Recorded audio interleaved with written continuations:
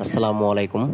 তো আমি আবারও আপনাদের সামনে হাজির হয়ে গেলাম ছোট্ট ব্লগ নিয়ে। তো এখানে আজকে আমি দেখানোর চেষ্টা করব ইন্ডিয়া এবং কি রাঙামাটি এবং কক্সবাজার এবং বাওয়াল মির্জাপুর গাজীপুর সদর। তো এখন আমরা আছি একদম ইন্ডিয়ার ভিতরে, কিন্তু ইন্ডিয়া বাজারে গিয়েছিলাম আমরা 4-5 জন বন্ধু বান্ধব মিলে। তো এখানকার আদিবাসীরা কিন্তু অনেক ভালো, দেখতে পাচ্ছেন আপনারা ঝুলন্ত ব্রিজটা ভেঙে গেছে আমাদের এখানে।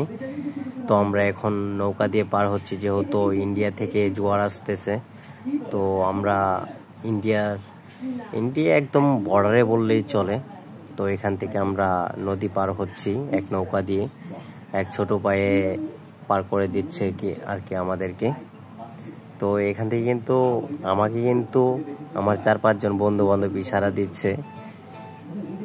তো আমার বন্ধু বান্ধব কিন্তু অনেক খুশি যে তারা আমার সাথে ইন্ডিয়া গেছে এবং কি অনেক আনন্দ ফুর্তি করতে পারছে। তো এখানে কিন্তু জিয়া ভাইও আছে, জিয়া ভাই, শাকিল এবং রিপন ভাই, রাসেল। তো আমরা অনেকেই এখানে ঘুরতে গেছিলাম তাদেরকে নিয়ে আমি, যেহেতু আমার বাড়িটা ইন্ডিয়া বর্ডারে। তো আমি এখন দেখাবো আপনাদেরকে পাঁচগাঁও বর্ডার, কলমাকান্দা নেত্রকোনা। এটা হচ্ছে আমার ছোট ভাই এবং বাইস্তা এবং বাইগনা।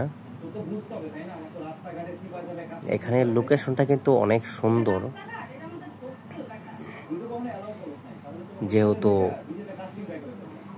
পাদদেশ বলে সবাই, পাদদেশে কিন্তু খুব সুন্দর এবং দেখেন কি সুন্দর।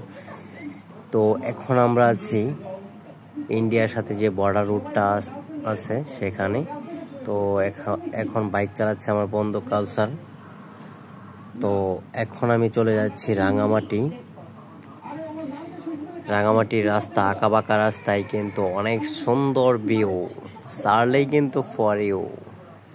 তো আপনারা দেখতে পাচ্ছেন রাঙামাটির রাস্তা কিন্তু খুব সুন্দর। এখন যাব কক্সবাজার।